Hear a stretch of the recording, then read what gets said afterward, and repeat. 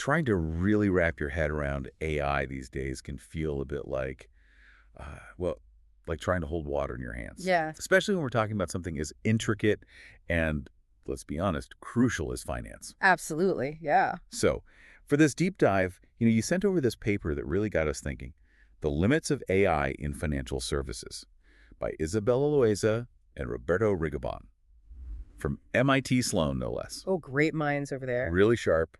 And this deep dive is kind of like your cheat sheet, right? You get the key takeaways without all that dense jargon, just the core understanding. Exactly. We're getting straight to the heart of it. Straight to it, yeah.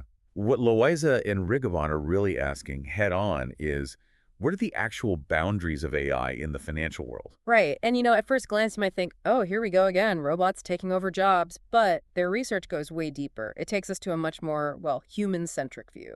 Maybe even a bit unexpected. Yeah, it's not the doom and gloom scenario we often hear, is it? Yeah. It feels like a lot of the talk about AI and finance is stuck on those two big fears. To One, that these algorithms will just automate everything, goodbye jobs.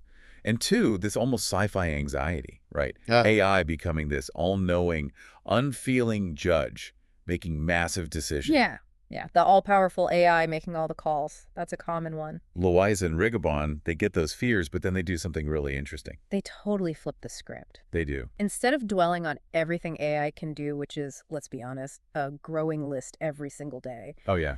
they ask, what are those core human abilities that AI just can't and maybe never will be able to truly replace? It's a completely different way of looking at it.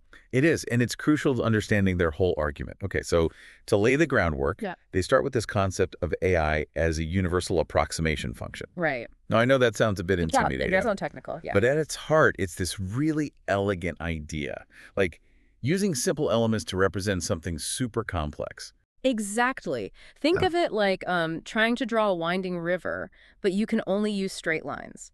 The more lines you use, the closer you get to that natural curve. I get it. That's what universal approximation is all about. It's about taking these complicated functions and using simpler ones to represent them, getting closer and closer.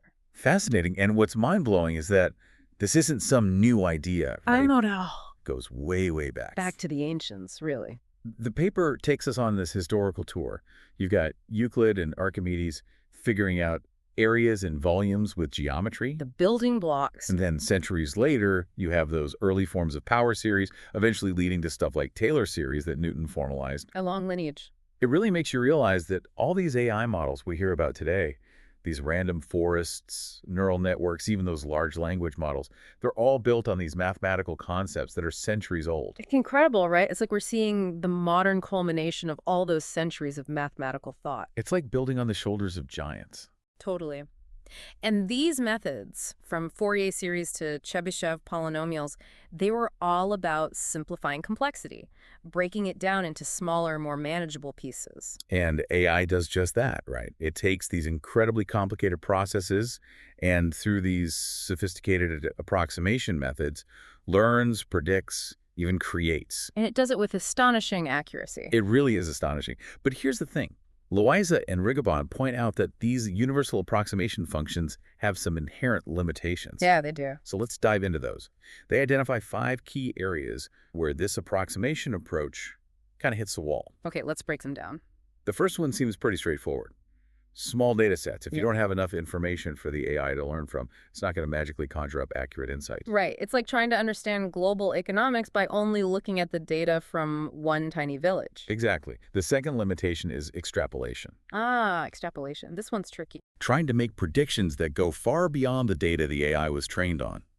So if an AI only sees how markets behave in stable times, good luck predicting what happens during a major crisis. It's out of its depth, like asking a fish to climb a tree. Perfect analogy. Yeah. Then they talk about situations where there are multiple acceptable outcomes.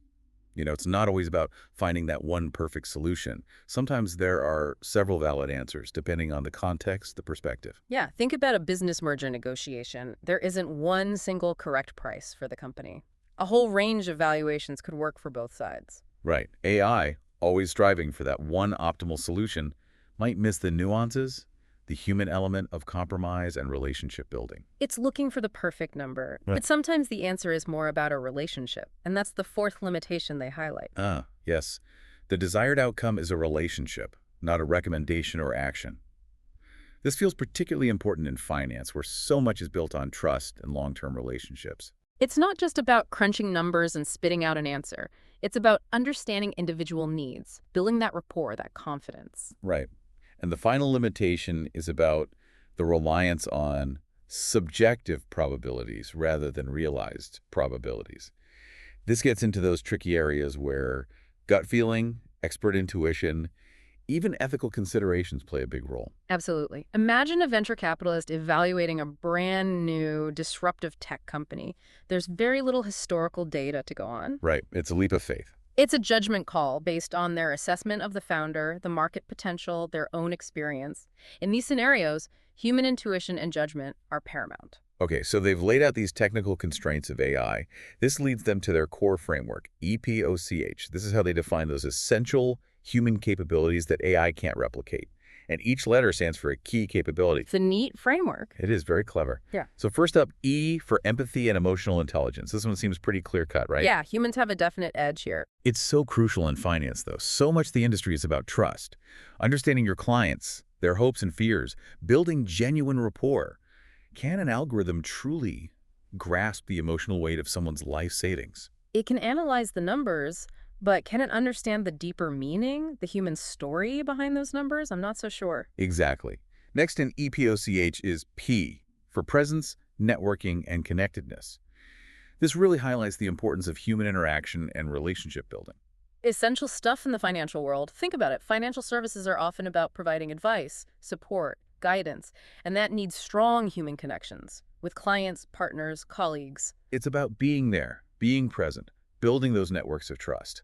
And that's hard for AI to replicate authentically. It's a very human thing.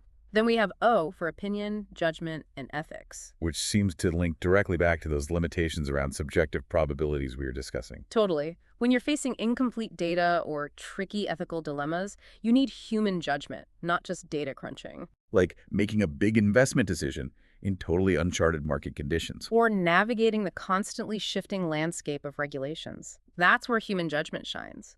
Weighing different viewpoints, considering ethics, making decisions based on more than just the raw numbers. Then we have C for creativity and imagination. Ah, the heart of innovation. It's about coming up with truly novel ideas, not just recognizing existing patterns or optimizing what's already there. This is where we distinguish between incremental improvement and those breakthroughs that change everything. AI can optimize, it can identify trends, but genuine creativity, conceiving something totally new, that's still a human domain. And finally, H for hope, vision, and leadership.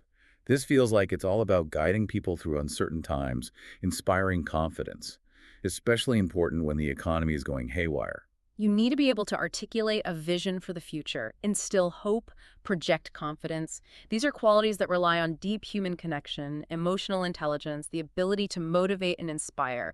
That's not something an algorithm can just whip up. So the EPOCH framework really lays out those 5 key areas where the technical limits of AI intersect with human strengths.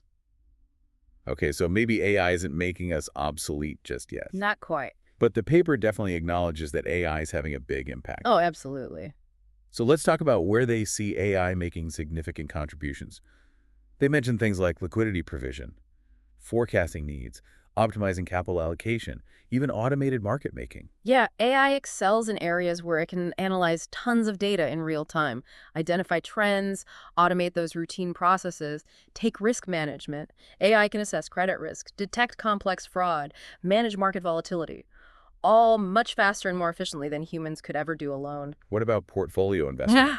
Robo-advisors are already out there, right, providing real-time data analysis, doing things like tax loss harvesting. Exactly. And the authors also talk about efficiency gains, like algorithmic trading, executing trades at lightning speed. I mean, that's a game changer, isn't it? It is. Algorithms can spot subtle patterns and seize those fleeting opportunities that human traders might miss. And then there's regulation. The paper points out that almost every major bank now uses machine learning to detect money laundering. Wow. And that's huge for compliance. AI can sift through all that data and spot those anomalies that could indicate something fishy. Okay, so with AI advancing in these specific areas, the big question becomes, what about jobs? Are we looking at massive job losses? But here's where the paper draws this brilliant parallel. the introduction of ATMs. Ah, the classic ATM example. Remember when they first came out, lots of people were worried that bank tellers would be out of work? Well, they automated a core part of the job, right? The cash handling. Exactly. But here's the twist. What actually happened was the opposite of what many predicted. The number of bank tellers didn't plummet. In many places, it actually went up. Because ATMs took over those routine tasks, tellers were free to focus on other things, building relationships with customers, providing more complex financial advice, things like that. And the key takeaway, as the paper emphasizes, is that adapting to tasks that complement the new technology, rather than directly competing with it, is crucial. Adapting and evolving. So if AI is taking over some of the heavy lifting in finance, those number-crunching, pattern recognition tasks, what are those enduring human roles that machines can't replicate?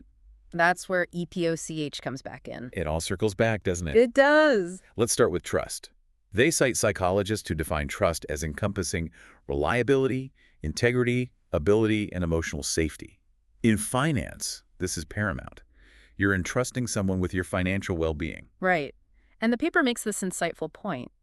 An AI can be programmed for positive interactions, even a degree of transparency, although truly interpretable AI is still a work in progress. Right. But it struggles with that fundamental element of trust, that confidence that the information won't be used against you. Deep down, that's a human concern.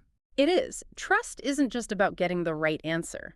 It's about the whole experience, the feeling of security, of ethical treatment. AI is focused on the output, the answer. But human trust in finance, that's about the relationship, the perceived integrity of the institution or the advisor. It's about the whole package. It is. Then there's financial inclusion, the idea that everyone should have access to essential financial services. They argue that AI algorithms often fall short here. Why is that? Well, think about it. AI models learn from existing data, and if that data is incomplete or biased against certain communities, the AI will just perpetuate those biases. In learning from a flawed system. Exactly. They use this great example of MIT student admissions. 2 students, slightly different grades, but vastly different backgrounds and life experiences. The paper argues that truly assessing potential, especially when someone's facing adversity, requires human judgment, a belief in equal opportunity that goes beyond just the numbers. So it's not just about cold, hard data. It's not. It's about understanding context, individual circumstances, things that AI, at least for now, struggles with. Okay, then they talk about innovation. And they make this important distinction between innovation as trial and error. Which AI is great at, like mastering a game through millions of simulations. Exactly. Versus innovation as creating something truly new, like groundbreaking art, entirely new musical genres. The kind of innovation that pushes boundaries and redefines what's possible. They even use Google's Gemini AI to identify historically innovative painters. And it came up with names like Da Vinci, Van Gogh, Picasso, the usual suspects. The greats, yeah. And the reasons given were their ability to challenge norms, to push far beyond the conventions of their time. But the paper points out that while AI can generate random outputs when it goes beyond its training data, that randomness lacks intention. It's missing that spark, that purpose. Right. The AI could summarize expert opinions on why those painters were innovative, but it couldn't make that judgment on its own. Fascinating.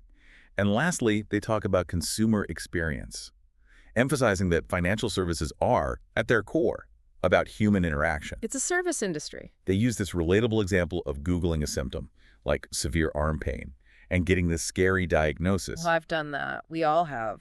Even if the AI assessment is accurate, most people would immediately seek out a human doctor for a second opinion, for reassurance, for that human connection. It's about more than just information. It's about feeling heard, understood, cared for.